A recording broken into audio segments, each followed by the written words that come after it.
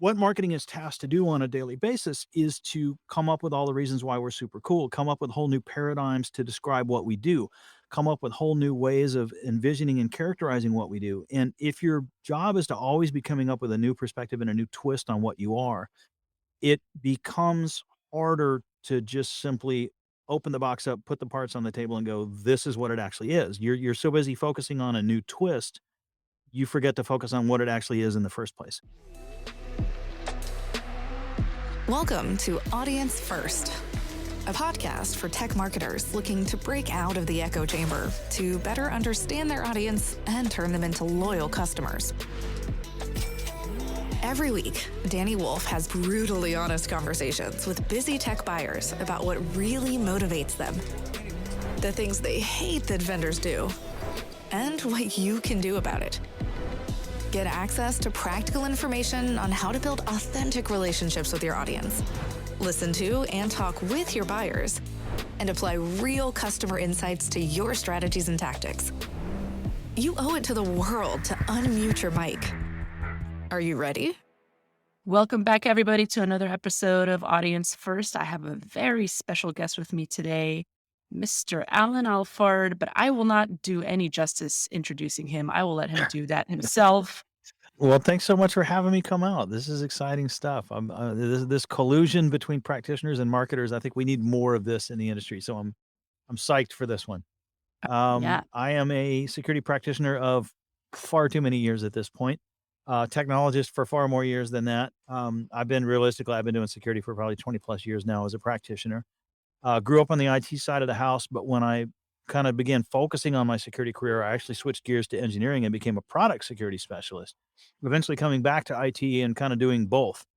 So I've always had weird mix up roles where I was partially product and partially enterprise and always a twist of customer facing to everything I've done. Even when I was at a video conferencing company, I was in front of customers on a regular basis, extolling the virtues of our own security in our product lines. Um, so I've done a whole lot of mishmash. I'm a weird CISO in the sense that I've always had something customer facing going on with what I do. We all know this is a stressful job. Why did you get into it? That's the $1,000,000 question. I didn't seek it out, and it's funny because I have people coming to me all the time saying, "Help me, mentor me, teach me how to get to where you are. How do I do it?" I'm like, "I don't know. I stumbled into it." Um, I had left IT and joined engineering full time, and again, I was at a video conferencing company. I was there 15 years.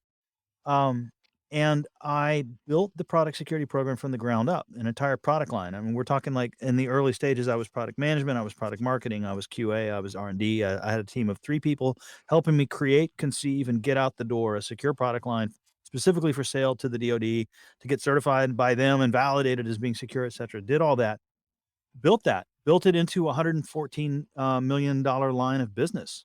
And at that point, the business kinda tapped me on the shoulder and said, "Hey, you who's off on your own running around making 114,000,000, we want you back in the fold. Like, you're not allowed to be running this amok. Bring your product into us and let's get back to, integration," which secretly had been my mission all along. I wanted the company to absorb the security from the secure product line and to make it the de facto security for all product lines, right? That was kinda my hidden agenda. It worked. I pulled it off. I'm reporting to the SVP of engineering. I'm a peer to the actual people creating the products. I'm right there with them, helping to make it all secure at that level. And the CIO came and tapped me on the shoulder. And he says, "I understand you used to be one of us." I was like, "Yeah, a long time ago." And he said, "And you built this entire product security program, from the ground up." I was like, "Yeah." He says, "How would you like to be the CISO, bring product with you and do it all under one role?" And I was like, "Well, yeah, that sounds fun." So that's how it started. I got tapped on the shoulder, and next thing I know, I'm a CISO, and it's just taken off from there. I just, for some reason, keep doing it. No, that's I mean, that's an amazing story. I love it. You get such a breadth of knowledge there and experience. I mean, the company must be thrilled to have you. So take me through your ultimate goal you're trying to achieve as a security practitioner. It's not, that meme with the little excited girl that says all the things, you Yeah. know? It's not secure all the things, right? Like, that's an Yeah. older meme, but it checks out. It's not secure all the things. It's secure the things that the organization, the business has determined are the most vulnerable and or the most precious, right? And if you can simply sit down with the business and figure out collectively what that means, what's the most vulnerable and what's the most precious and what's the intersection of the two, and create a punch list and start actually going through and securing those things, um, do that iteratively over time, and eventually, you do reach a theoretical point of having secured all the things. But of course, no one ever gets fully down that road on the journey. But the goal is to do as much as you can in that priority order of just simply what matters the most to us and what's most at risk. And let's tackle those things first. It's really that simple. Mhm. Really that simple yet so hard. Hard to execute, easy to Yeah. envision. Tell me a little bit about your bleeding neck challenge that you're dealing with on a daily basis. As a practitioner, it's gonna vary wildly from shop to shop, and right now, I'd argue that my single biggest problem is my Mac users. I've got I've got all these great security controls implemented, and then the Mac users come along and go, "But I wanna keep using my Mac. I don't want your security controls," and I have to figure out how to do the same controls with the Mac and, parallel universes and all that good stuff, and those in mixed shops know exactly what I'm talking about. I'm not gonna name all the tools, but you end up with this tool and that tool, and it's that kind of a thing. So right now, that's my big struggle, in the day job as a practitioner. It sounds like you're having a good time. I wanna know, though, what you hate most about this industry. The ambulance chasing is probably Ambulance my number chasing. one. Colonial Pipeline hits, and all of a sudden, 4,768 vendors are hitting me up with, "Don't be the next Colonial Pipeline." SolarWinds hits, and it's the exact same thing again, and, et cetera, et cetera. Whoever's vulnerability du jour it is, Citrix or whoever over the years, Target, Home Depot, it doesn't matter, Equifax, the bad thing happens to somebody somewhere, and some huge percentage of the vendor community, I don't know, 60% of them jump on this ambulance chasing bandwagon, and I hate that. I hate it. What's the alternative, though? So, taking advantage of negative press for other entities to me is not a good first foot in the door, right? It's okay to acknowledge that stuff like that happens. It's okay to have a really crisp, clean, and clear association of literally, we were the ones who could have stopped that. But I think the problem is 90% of the people that are doing that kind of marketing believe they're the ones that could have stopped it, and only 10% probably really were. So it's best to just stay away from that approach altogether. It's best to just stick with the basics and the fundamentals. Like, look, are you concerned about this particular area of cyber? If you are, come check us out. That's what we do. It should really be a conversation. I think the initial approach that a lot of marketers do with CISOs, there's the insulting approach. Mhm. There's the like, "Do you even care about security?" "Yes, of course I do. That's why I'm a CISO."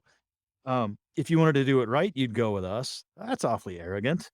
"Oh, don't be the next Colonial Pipeline." I had no intention of, and in fact, that particular vulnerability isn't even a problem of mine anyway. We're the Yeah. only ones who can fix and solve. No, I can guarantee you I can go to the Momentum Cyberscape and find 18 others just like you, et cetera, et cetera, et cetera. So to me, it's about coming in positive. It's about coming in with a positive message of, "Hey, don't know you from a hole in the ground, Mr. or Mrs. CISO," whoever you're engaging and talking to. I don't know you from a hole in the ground. I have to make some fundamental assumptions that you know what you're doing and you're good at your job and you have missions and focuses and areas of concern. I'm not gonna presume as a complete stranger to ask you to tell me what your areas of concern are, and I'm not gonna presume as a complete stranger to tell you what they are either. Um, but I will say, "Hey, are you concerned about X? Are you interested in Y? Are you looking to do Q? Is Z something you've been, starting to investigate? Because we do, A, B, Q, or Z, or whatever it might be." Start with those positive kinds of conversations, and I really think it's that simple. And what that means is you're not gonna get a positive hit. As a marketer, you're not gonna get a positive response back on some huge amount of effort you send out there, be it LinkedIn posts, emails, calls, whatever you're doing. You're not gonna get as much response if you just take the higher ground. But Yeah. when you do get that response, it's gonna have started on a genuine foot in terms of building that relationship. I wanna dig into that a little bit more, because you talked about very specific questions to ask the Mhm. practitioner to get the conversation. But how do you propose a marketer or a salesperson, how do you propose that person goes about knowing which questions to ask? Yeah, so that's where you have to seek counsel from friendlies. And I think every good cyber firm should have a CISO Mhm. who is a practitioner, as well as, very often there's field CISOs and external CISO roles that are really more sales and marketing enablement. And if those folks are veteran CISOs in their own right, then definitely tap their brains as well. But the gist of it is there's plenty of folks out there that are allied with you in some way, maybe even work for you in some way, who've got that experience from the practitioner perspective, and just bounce it off of them. Yep. And if you've got some friendlies in your advisory board, before you make a marketing move, if your company has an advisory board, bounce it off them and say, "Hey, this is kind of where we're going with our new marketing campaign. Does this resonate with you guys? Does this piss you off? Does this rub you the wrong way? Does it lean you towards possibly like, oh, I'd be interested and I'd click more?" Walk them through it. Do some A/B testing with friendlies, and Yeah. you'll find very quickly that certain positive messages really do work and really do resonate. Yeah. I mean, stress testing, it's all about that. Yeah. Just when I was working over at Guardicore, and when sales, this is the VP of sales asked me, "Have we stress tested this?" With some people, I was just like, because we're so used to marketers are so used to saying, "Okay, like here's the data. I'm looking at the data, and it's working this way, it's working that way." But just asking a friendly, to your point, goes a really Mhm. long way, and it's much quicker. To be honest, I'm gonna go back to another point you had mentioned: 18 vendors that you Yeah. could evaluate, Right. right? It's no surprise that there are a gajillion security vendors out there. Right. How do you go about researching a security product? And more importantly, how do you go about separating the wheat from the chaff? Yeah. So for me, first and foremost, I've got a specific need. And I'm not just a member of the Cybersecurity Marketing Society Slack. I'm also a member of 5 other Slacks that are all CISOs. So collectively between those 5 Slacks, let's assume I've got access to, I don't know, 6, 700 other CISOs. And what we all tend to do in that environment is, hey, I'm trying to solve problem X. Who's using what? And 3 or 4 people will chime in and you'll hear this company name, that company name, and that company name. You usually get 2, maybe even 3 names. And then from there, I will go do a ton of research on my own. Who competes with X, Y, and Z? Oh, look, now there's also A, B, and C. So now I have A, B, C, X, Y, Z. I got 6 companies to look at. And I'll go back to some of these other Slack communities and try to get private conversations with CISOs. Hey, have you actually deployed these guys? How far along in your journey are you? Are you happy with them? Did something backfire? Did something blow up? Talk to me about their sales and marketing. Talk to me about the kind of pricing you got if you can. Sometimes people get great deals and aren't allowed to say what price, but we share what we can share with one another. And you get feedback from a lot of other CISOs, and it helps you hone in and figure out, okay, these 2 or 3 are now the ones I'm going to talk to. Um, have a meaningful sales and marketing experience with those folks. Then make sure it's a meaningful engagement and a real demo, and then based on the feedback from the demos, you get to the POC stage, and very often my POCs are a bake off. It's Hmm. it's not uncommon for me to have made it all the way to 2 or 3 finalists, and at the POC stage, that's where the real final decision gets made. Yeah. This product, I was up and running in a week. This product took me 3 weeks, and it's still running funny. Boom, it's out. This one had those 3 features I was really looking for, these other 2 didn't. Boom, there's my winner. Sometimes it goes all the way to the POC stage before I make my call, but it starts with peer review. It starts with research. I'm a big fan of who competes with blank, and Really? doing all that research. And there's dozens of websites out there that compare competitors of various softwares and functions. And sometimes they're completely off base. Like I love to search my own company and who competes with, and they give these suggestions. I'm like, those guys aren't competitors at all. So, take it with a grain of salt. You have to do further diligence. It's not as easy as Googling, but that's basically my technique. You do the research in the community. We know that word of mouth is huge, but once you go about yourself doing that research, what does it look like? Take me through a little bit of that physical journey. Yeah, so let's imagine, trying to think of a good example, recent history. SASE. I went from a company of 50,000 where we had a very popular, well-known SASE solution. And then I joined this company of, much smaller, we're like 20 people. And obviously the big enterprise stuff I was used to using wasn't going to scale to this new environment. I had to go find new solutions. So, I started looking at, can I use the big guys? Will they even talk to somebody my size? Right. Like that was first amount of research, was calling up all the folks I was used to using in the bigger shops, and will you guys even do business with somebody my size? And the answer sometimes is yes, sometimes is no, sometimes it's yeah, but there's a minimum 100-person buy-in and blah blah blah. And I do the math and it's just not feasible. So then I have to start finding alternatives. So I'm researching, what kind of, SASE was a good example. What alternatives to this big enterprise SASE I used to use, what alternatives are there? And trying to find ones that deal with SMBs. And so I'm Googling phrases like SMB and da, da, da, da, and and I start to find alternatives that start to bubble up. And then I go and do the research with the CISOs and, hey, I found this vendor. Do they have such and such egress phenomenon that I'm looking for? Do they have the capability to integrate with identity and access management on the back end with so and so? And can I use? And I'm asking very technical, very detailed questions, both of the CISO community and of Google, and then eventually, get in the call with them and start grilling them. And by the time I've got a vendor in front of me with a true sales cycle and we're at the demo stage, I've already got a lot of really hard hitting questions. And I had one vendor that I loved at first glance. They passed the demo stage and we were getting into POC, and that's when another friend of mine who hadn't seen my request about, "Hey, what do you think about these vendors?" He found it late and replied to it a little late. I was already in my POC and he said, "Oh, yeah, you don't wanna work with these guys. They do bargain basement DNS leases. They get, IP addresses and exit points all over the planet from data centers that are not necessarily reputable and whose IP addresses may have in the past actually been totally non-reputable stuff. And so you end up with an egress point that's blacklisted. So picture Oops. a SASE solution that you're supposed to enter this ecosystem, leave it anywhere, and get to wherever you want to go in the world with all this tracking and capability that SASE offers, except nobody lets you in because you're Yeah. coming from a known bad IP, right? Wow, Instantly wow. killed that POC. So just, Mhm. sometimes it's down to that super technical level and it just depends on the particular product I'm buying. For the marketers out there, we all wanna differentiate, right? Mhm.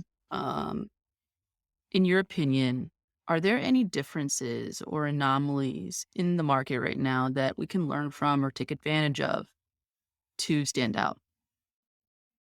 Yeah, let me start with the opposite of that question first, because this is one of the things that really gets me. Mhm. It's you know, I had Nathan Burke from Axonius on my show a while back, and he was talking about this notion that all marketers are liars, and it really irked him that that paradigm is out there at all. And he Yep. talked about how some marketers are liars. Mhm. And for me, I'm going to take it even one step further from his analysis, and I'm going to say some marketers believe their own BS. It's super important to have a true, fundamental, realistic nature and notion about where you really are in the market. Do you have real competitors? And if so, how competitive are they really? Are there two of you that are truly doing all the same things? And it's just a matter of sometimes they pick, Coke and Pepsi, Chevy and Ford. Is it that you're Ford and someone else is, Skoda? Or are you Cadillac and someone else's Mercedes? Or, you really truly need that honest self-reflection as a marketing organization. And I know that's very challenging because what marketing is tasked to do on a daily basis is to come up with all the reasons why we're super cool, come up with whole new paradigms to describe what we do, come up with whole new ways of envisioning and characterizing what we do. And if your job is to always be coming up with a new perspective and a new twist on what you are, it becomes harder to just simply open the box up, put the parts on the table and go, this is what it actually is. You're so busy focusing on a new twist, you forget to focus on what it actually is in the first place. And I can think of some examples like breach and attack simulation. I'm on the advisory board for one company, Mhm. and their marketing organization is very realistic about this is what we do, this is how we do it. We're here to facilitate your purple teaming. They have twists and alignments and things they speak to that are positive and real, but they don't at any point claim to be the only ones doing it. They don't at any point claim to be the best at it per se. They're not trying to just be oblivious to the fact that there's competition and that there's choices in the market. What they're trying to do is emphasize their strengths. Again, it's that positive marketing messaging. They emphasize where they can help. They emphasize what they do, and when they do have a unique facet or aspect of what they've come up with or something cool they're doing, yes, they have a whole campaign around that. Like, hey, we just released blah blah blah, and you have to really, really, really do your research to say we just released blah blah blah, and we're the only ones on the market with it. Right? That's a big difference versus hey, we just released blah blah blah, and it's super cool and helpful. If you don't know for certain where you stand versus the rest of the market, don't act like you're it because the odds are you're not it. The odds are there's someone else, like whatever. I just incorporated MITRE ATT&CK. Well, maybe your competitors already did that a year ago. Um, we've incorporated MITRE ATT&CK and tied it into this other thing. Oh, there's something new and cool to talk about. So always be acutely aware of where you really do stand. Don't be afraid as a marketer to dig into the enemy, learn Mm, about them, and realistically confront and face like, "Oh, holy cow, they're good at that. Ooh, they're good at this mhm, other thing. Ooh, they're mm, really good at this other thing." Don't be afraid to have that reality check, because anytime you're coming up with that new spin, that new twist on here's why we're cool and why we're different, you're gonna be better informed, you're gonna hit the mark better, your audience is gonna resonate with the messaging better if it's a realistic accommodation of the ecosystem you're a part of. The marketing that I cannot stand is when a company just does this. We're the thing, we're the thing, we're the thing. And again, no, there's 18 of y'all. Go look at Momentum Cyber. There really are 18 of you. So what mhm. differentiates you from the other 17? Acknowledge their existence and help me shortcut that decision-making process and that Google research and the talking to the peers. Oh, well, they kind of focus on this area and we kind of focus on that area. Oh, cool. Well, that's the area I'm interested in. Let's talk. It's a matter of acknowledging that you're part of a market, that you're part of a competitive landscape, and not sticking your head in the sand and just admit that stuff. It's okay because Yeah. you're doing something cool. Your cool perspective can still come out. There's also for the product management folks in the crowd, there's the quit trying to be everything problem too, Mhm, right? mhm.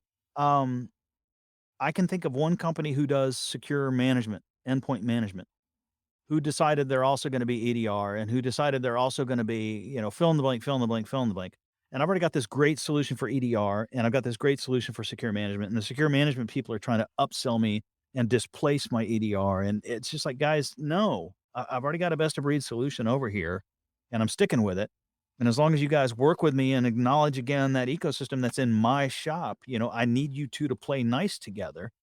Um, but don't try to be the everything either, right? And I think marketing sometimes falls into, product management can suffer from that same oblivion to the ecosystem blindness, and try to be the everything. And I can almost guarantee you the everything tools are not the tools I'm using for everything. I'll end Yeah. up buying them for whatever their core strength is, and I won't use the other 99 features. So this is a nice segue into I think the really fun part of the show. I wanna know what is the one worst thing you've experienced from a vendor, top of your head? Sending me a calendar invite as if we've already discussed and talked, the blind calendar invites, single quickest way to piss me off and blacklist you forever. Just What get a calendar invite and you accept it because you think like, what, it's a calendar invite, right? And then you realize as your day's coming up and you're like, what is this thing this afternoon? I've never heard of these people. Who are these? And what I always do is keep the meeting but not show up just to make sure I waste their time just like they wasted mine. Oh, no. What's the alternative approach to really getting in your calendar? For me personally, I got an article I post on LinkedIn every year. Literally once a year I repost it. And I've got vendors that are always like, "Isn't it time for the annual repost yet?" And for me personally, I say don't try to cold call me at work. Definitely don't cold call my cell phone. That'll piss me off too. Um, don't email me. Hit me up on LinkedIn. And hit me up on LinkedIn with a very short and sweet pitch that indicates that you've got in some way, shape, or form a notion of what the heck I'm up to. In other words, bullet number 1, "Hey, you were just on this podcast and you were talking about needing a SASE solution," which, by the way, don't, because I already got mine, but we're cool. You needed a SASE solution, and, hey, we happen to do that. So that's bullet number 2. Here's who we are and what we do. Bullet number 3, why you should choose us over the competitors, right? Like, "Hey, saw you were talking about SASE. We do SASE. We do SASE specifically for small businesses like yours, and the reason you should choose us is, whatever, Fortune 100 uses us. There was a Gartner thingy. There's gonna be some explanation for why you're the one I should look at, right? You've Yeah. you've got something in your I don't care who you are. You got some positive story about why me versus the competitor. But again, you're already acknowledging the competitor right there in that very first moment. Pick us because we're the cool one, and here's what I mean when I say we're the cool one. And then the Mhm. last piece, bullet number 4 is don't stalk me. That's it. If I don't respond, respect the fact that I didn't respond. Maybe I'm not interested in SASE at all at the moment. Maybe I already picked my player. Maybe I got super busy. Maybe I'm gonna have someone else circle up with you in 3 months, whatever, but don't stalk me. And that's my simple method. That's it. 4 bullets. Some idea that you know who and what I am, what you do, why you're the one I should pick of what you do, and don't stalk me. That's it. So let's flip it on its head. What's one thing a vendor has done that made you feel super good, like, yes, this worked for you? I had a vendor back when I was in Austin, back when I was CISO at Mitel, who reached out to me with just a, "Hey, no idea what your priorities are, saw you're new in the role. We're the sort of outfit that can help you with multiple priorities. We're a VAR and, we represent various tools and whatever. And I would love to meet with you, and I'm glad to sign an NDA, and let's chat about whatever kind of your projects and priorities are, and we'll see where I can maybe help or not help or whatever, but let's at least have a conversation." I thought, what a great, refreshing, open, honest way to just reach out. Fine, I'll spend 30 minutes with this person. We signed NDAs, and I just started whiteboarding. I'm working on this, I'm working on this, I'm working on this. Okay, well, we have a product that does that, and we have 3 different products that do that, and I can't really help you there. Oh, total honesty. Can't really Yeah. help you there. Don't really have a solution for that one. We got a pro services arm that could probably do that, but honestly, they're gonna be pretty expensive. You should probably go with whatever. And here was this vendor telling me in one big package, "Here's the places where you should work with me, and here's the places where you shouldn't." It's total honesty. The whole conversation was just about, let's have a realistic sit down about where you're at, what you might need. Let's have a realistic sit down about what I can offer and what I can't offer. And let's build a relationship and start there. And that's the whole key. Like, every one of those moves was centered around this idea that we were starting a relationship. And I still talk to that vendor today. I'm not even in Austin anymore, and I still reach out on occasion and check in. There you go. It's all about those long-lasting relationships, right? Exactly. I know we're kinda ending up this, we're getting to the end of time, and I wanna be respectful of your time here. Like, what is one kinda takeaway you'd like to impart on the audience today? So, assuming the audience is more on the marketing side of the house than the practitioner side of the house, I want to hammer home the one word I used several times here. There's 2 words I really use, and I think probably both words should be on the table. One is positivity. Degrading your competition, no good. Acknowledging them and just being positive about where you're strong, great approach. And the second one is that word relationship. Try to craft relationships. Don't blindly throw stuff over the fence, at the CISO target, the CISO persona. As soon as you start using words like target and persona, you're already off base in my mind. Like, talk to some actual CISOs and just find out, talk to those friendlies and just find Ho out, like, "Hey guys, does this work for you? What doesn't work? What resonates? What doesn't resonate? Does this stick? Is this weird? Is this going to pick, is this one going to make you mad? Whatever it might be, just talk to some friendlies." And I guess actually one last parting piece of advice as well. And this one always throws people is, you're not necessarily wanting to win over the CISO anyway. The odds are that any given CISO is gonna be relying on her lieutenants, his lieutenants. You've got your directors and senior directors that manage your tech stack, that manage your GRC program, that manage your incident response, that manage your SOC, whatever might, be going on that you have. And the reality is, if you come to me directly as the CISO with some killer message that resonates, and you do all the right things and it's positive and you're talking about building relationships and you're offering me, a firewall, I am not gonna go much further than that before I hand off to my firewall person and say, "Hey, go evaluate this thing.